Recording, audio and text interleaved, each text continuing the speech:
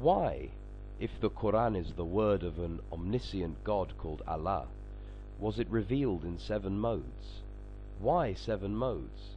Will you explain? This is a question that every thinking and inquiring mind should ask, whether they are believers or unbelievers.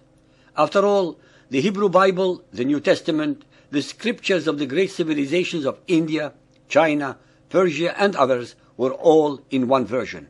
Why did Allah, if He were the same as the God of Israel and Jesus, need to reveal the Quran in not 2, 3, or 4 modes, but 7?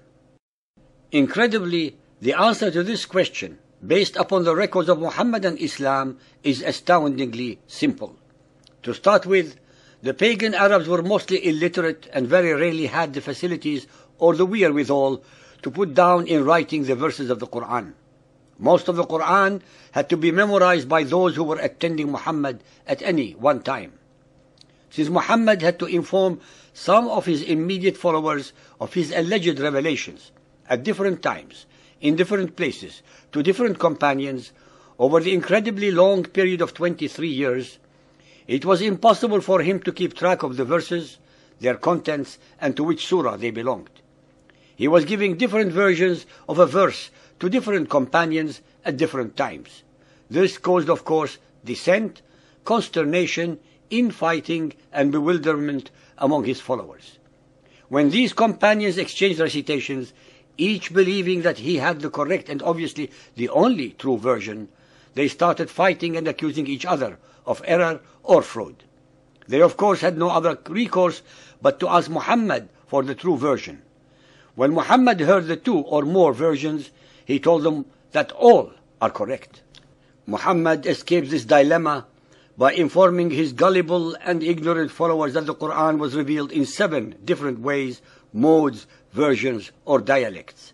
Thus, at a stroke, the sincere and truthful apostle of Allah covered all his lies and deception with this very simple but convenient answer. Why 7 modes? Because 7 is a holy number in the Bible, and hence Muhammad used it incessantly in the Quran and Hadith. Allah, who gave the Torah to Moses in only one form, had to give the glorious and inimitable Quran in 7 different ways. Our listeners should be reminded that many of the memorizers of the Quran perished in the earliest battles of Muhammad and Islam, before the Quran was finally collated and collected in book form.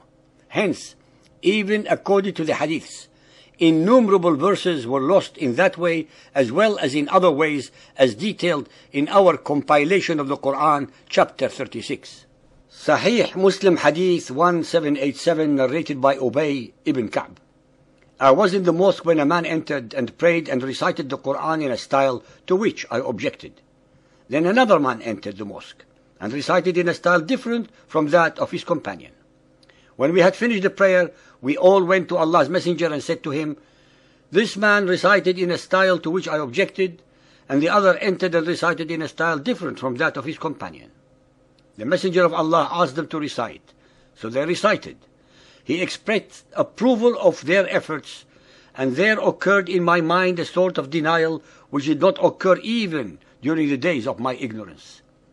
When the Messenger of Allah saw how I was affected, he struck my chest, whereupon I broke into a sweat and felt as though I were looking at Allah Himself.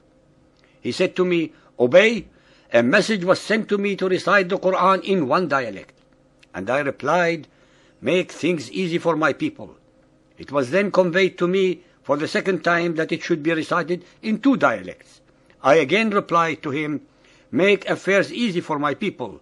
It was again conveyed to me for the 3rd time to recite it in 7 modes. It is obvious then that Muhammad's Allah was incapable of knowing that the followers of Muhammad were such simpletons that they needed the Quran to be recited in 7 different ways for them to comprehend it. Muhammad's all-knowing Allah did not know their weaknesses. No truly divine supreme being could fail to know the weaknesses of his own creation. Sahih Bukhari Hadith 3.601, narrated by Umar bin al-Khattab. I heard Hisham bin Hakam bin Hizam reciting Surah Al-Furqan in a way different to that of mine.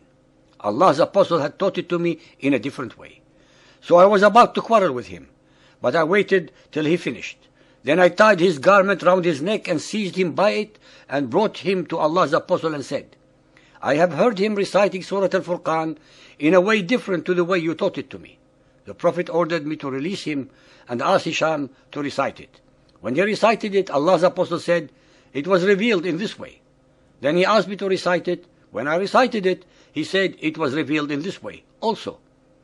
The Quran has been revealed in 7 different ways, so recite it in the way that is easier for you. Sahih Bukhari Hadith 4.442, narrated by Ibn Abbas. Allah's Apostle said, Gabriel read the Quran to me in one way, and I continued asking him to read it in different ways till he read it in 7 different ways. Al-Tirmidhi Hadith 2215, narrated by Ubay ibn Ka'b. Ubay told of Allah's Messenger meeting Gabriel and saying, I have been sent, Gabriel, to a people who are unlettered, among whom are old women and old men, boys and girls, and men who have never read a book. He replied, the Quran, Muhammad, has been sent down in 7 modes. Ladies and gentlemen, please remember that the people of the book, the Israelites, when they left Egypt, were also unlettered. But the God of Israel did not need to recite the Torah to them in 7 different ways. It was exactly because of these various versions of the Quran that Uthman bin Affan, the 3rd Khalifa, allowed only one Quran to exist by burning the 6 other versions. Since Muhammad accepted and allowed the 7 variations of the Quran as agreed upon with Allah through Gabriel, no mortal should have had the right to burn any of them, as each one was supposedly divine.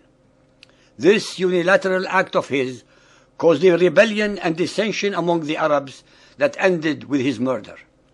This sacrilegious act nullifies the unfounded and totally spurious claims of the followers of Muhammad that the Quran was never changed or tampered with. In defiance of the reports in most of the books written by the earlier Muhammadan exegetes that show otherwise. All the above illogical, sacrilegious and unacceptable anomalies can be instantly resolved when our listeners realize that the Quran in its entirety is a product of Muhammad's imagination, his own alter ego, but cleverly projected into the unsuspecting mouth of Allah, the supreme rock god of the Quraysh, thus giving his alleged revelations the authority of divine sanctity.